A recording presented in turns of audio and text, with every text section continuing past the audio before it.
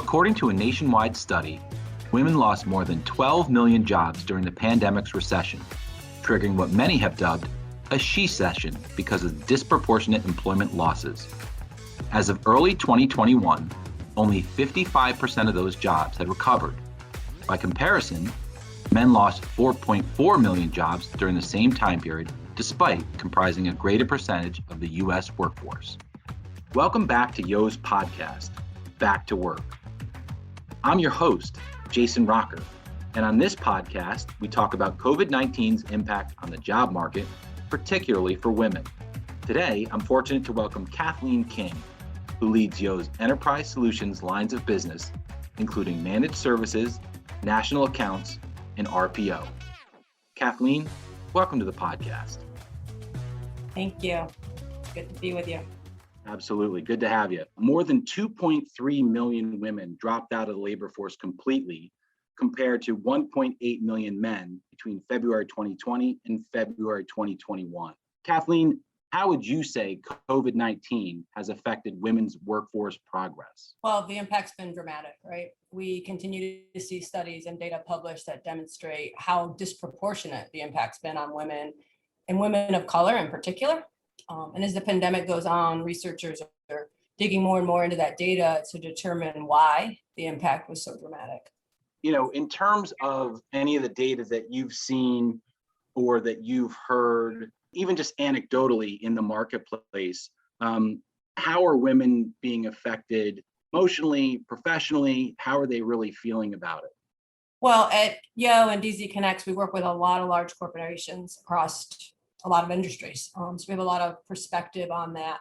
Employers are really paying attention to this question, and in many cases, very actively working to try to stop the trend. And they're doing that by listening to workers. We hear a lot of conversation about employers looking at creative ways to keep women engaged in their workplace and having some hard conversations and really listening to what women in the workplace are saying they need, whether it's flexibility or other accommodations. I'm optimistic that our understanding of the trends will allow a more proactive approach and allow employers to be more proactive about preventing this type of trend to continuing and recurring in the future. Great. And you turn the conversation to employers there a little bit. Let's talk a little bit about employers and what they can and should be doing now to stop further damage from the recession related to the pandemic, and then really to start making progress again. Are there specific programs or tactics or strategies that they can or should be implementing?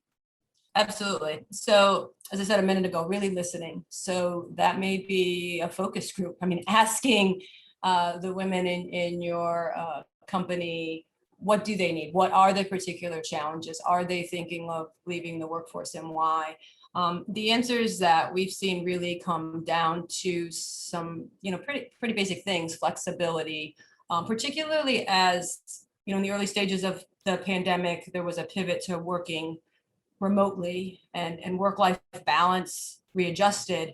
Now, as everybody's shifting to this return to office question and what and how that looks like, it's going to be particularly important for employers to look for those win-win situations and really listen to what women need to be able to balance that and return to office effectively. What have you heard about that? Do you think there are going to be many businesses that are, obviously this impacts women and impacts everyone in the workforce, going back to sort of a full in the office environment, or do you perceive that hybrid is going to be the new norm?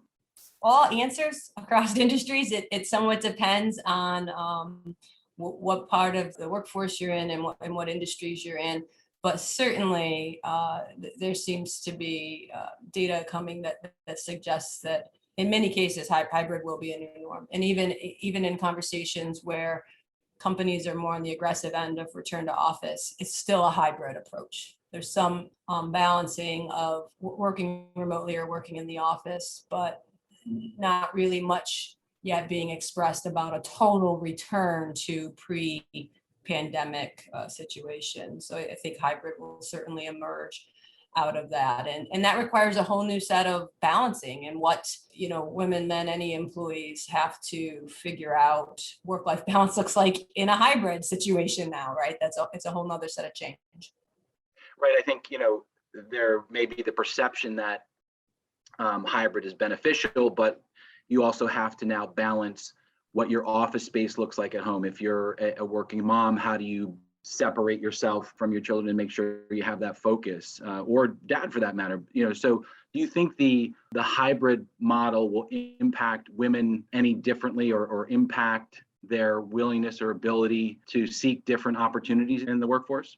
I think it's definitely an opening and an opportunity that provides more flexibility. And so that's a good thing. But certainly for people who are caregivers, be that childcare or elder care, a hybrid approach presents some challenges that they'll have to figure out how to navigate.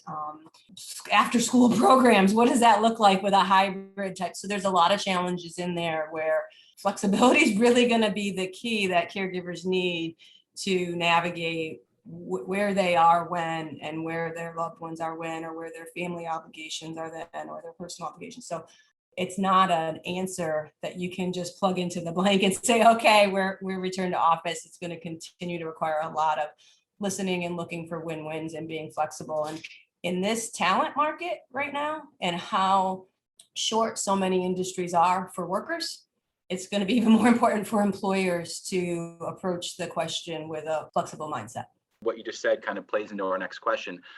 Obviously there's a shortage of talent in some sectors, and we talked about how the layoff affected some areas, but there are obviously still some very competitive areas for talent. And what can companies do, and what are some strategies they can use to retain women that are in current positions that are extremely valuable, and really help them grow in their careers?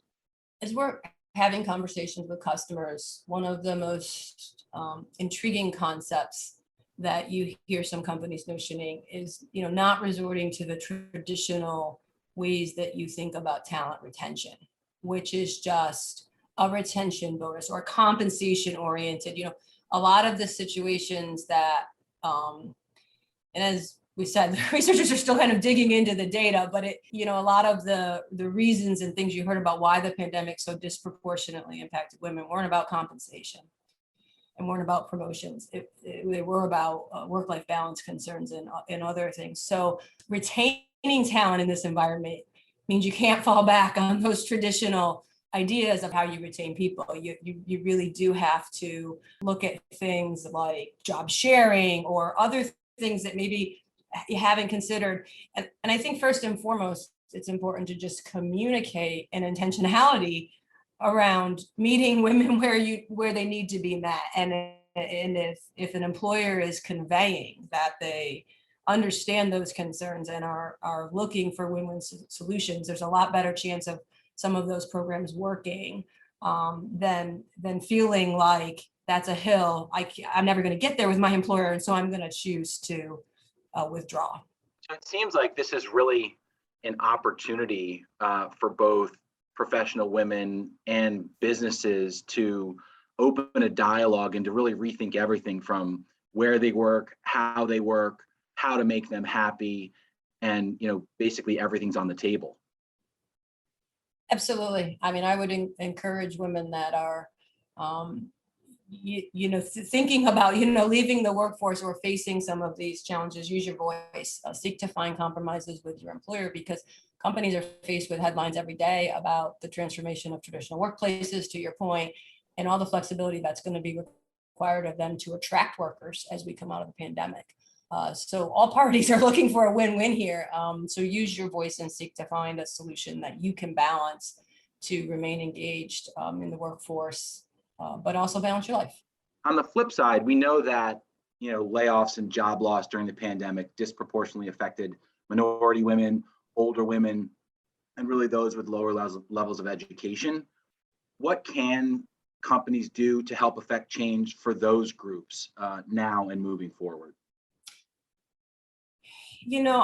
Talk about the issues, talk about these data sets, talk about these headlines. Don't let this opportunity past. I think as an employer, you have to find ways to encourage those conversations in the workplace to help advance the goals that we collectively have to undo some of the impact the pandemic has caused. But, often these things don't get talked about, or they get talked about in a boardroom, but not broadly with the company. So, I just would say where we've seen success, it's really in cultures that encourage an open dialogue about the issues that everybody faces. Everybody reads the news, everybody goes home and sees these things, whether it's social, economic, pandemic, whatever these issues are. And then we go to the workplace and we don't bring any of that to the workplace. So really just say, try to find, whether it's a focus groups or employee resource groups or roundtables, find ways to encourage those conversations in your workplace to help everybody kind of come to the table and advance the goals. So it seems like dialogue is the key, whether it's, forging a path forward for new career opportunities for women or retention, or really coming at it from a standpoint of how can we help move women of color, age differences, education differences, and really help rise everybody up coming out of this situation to get to a better place. Absolutely. Have you seen anything? We know that obviously there's a lot more attention being placed on equality and equity in the workforce. There certainly is dialogue in the media, and it's become a much more prevalent topic. But have you seen any programs or strategies that have been successful from companies that you've worked with or heard about that have really put equality and equity into action on a daily basis? Yeah, absolutely. I think, one of the things coming out of the pandemic and some of these conversations that's the most exciting is the focus and the intentionality around some of these topics. There's a bit of a hope that, okay, these things are really being, put on the table to be addressed. Now, one example I'll give you in our own company at Yodisi Connects, we have a strong focus on making sure we walk the talk of our values. So diversity and equity, diversity is one of our 4 core values. Equity and equality are important. And so we start every meeting, for example, with a diversity topic, simply to keep front and center of our employees' minds that we value diversity, equality, equity. Those things are important in our culture. So every time there's a gathering of employees, even if it's for a 1-hour meeting, we do a short diversity topic. It could be a headline in the news. It could be drawing people's attention to something that's going on, or just very simple, but it's just a cultural reinforcement that this is important to us and we want to live this value. That's a good practical way to advance the agenda in the workplace, because we're constantly reinforcing that. There are many other ways we see across customers of larger programs and incentives and all kinds of things you can do. But that's just one small example of a very practical sort of daily reminder. Right, you build it into the daily practice, and then that dialogue becomes action and direction, and ultimately change, while not overnight, becomes something that becomes more and more evident. Yes, absolutely. So, obviously, we talk about companies and what they can do, but as we look to the future, what steps should women be thinking about and taking to continue to strengthen their positions in the workforce and build stronger career opportunities for not only themselves, but the next generation of women? Absolutely. So connect. I think, this idea of using your voice, whether it's on LinkedIn or Facebook or social media or within your own company, within your own employer, connect and let the collective voice resonate. If there's anything this data is showing, is that, these are not isolated situations, right? This is really a pretty, societal level issue that we're looking at. And so, I think women as an individual should seek to use their voice and contribute their voice sort of to the collective, and whether that's encouraging other women, speaking up for others, being part of, like the LinkedIn post so that it gets more traction, right? Like anything like that to really contribute to the, inertia of figuring this out in corporate America, right? In some of our industries, I think that it can be very simple things, or it could be broad things, but using your voice and contributing sort of to the collective momentum of how we find balance and really work on, gender equality in the workplace, kind of for once and for all.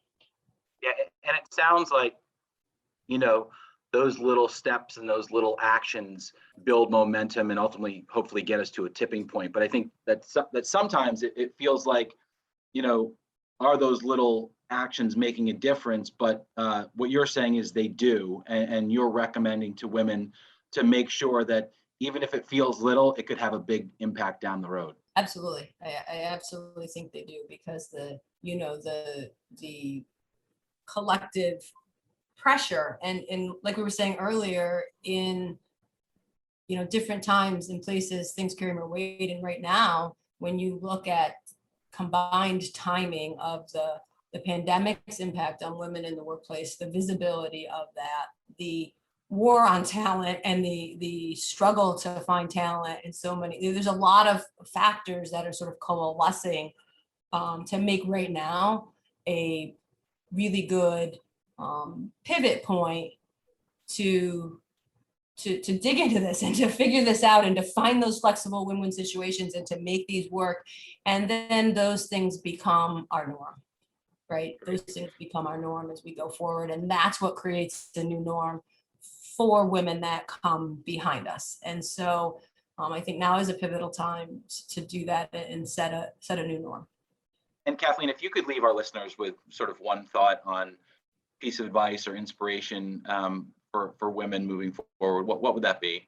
What I was just saying is the thing I'm most excited about in terms of really believing, coming out of some of the Me Too, with the impact of Me Too on our society, the pandemic impact. I really do think now is a time when we're making a step change on women in the workplace, and we will figure this out, the pandemic's impact. We will, stabilize out of that. I think women will, re-enter to the workplace. Those numbers will improve because the workplace won't thrive without that, right? So it will have to happen. It will happen, and employers will have to our earlier conversation, be flexible and find ways to make it work and make it win-win, so that women do that because of the need for women in the workplace. And so we will create that new norm out of this, right? Whether it's a much higher percentage of hybrid positions that exist in the future, whether it's some industries now, are permanently remote. Others might not be, but the places will change here and there, and that sort of collective patchwork will advance over time. It's hard now because we're in the middle of it, but I really think it's an opportunity, and it's a juncture where we will be able to use this to make that step change. Well said. Yeah, it seems like there's an exciting opportunity, even though there's challenge that comes along with it. Kathleen, I really want to thank you for sharing your thoughts and insights with us today, and for giving us a little peek into what the future might hold for women in the workplace. I also want to thank you, our listeners, for tuning in to Yo's Back to Work podcast. And to hear future episodes of the podcast, please subscribe on Apple Podcasts, Spotify, Google Podcasts, or wherever you listen in. For Yo's Back to Work, I'm Jason Rocker. Thanks for listening.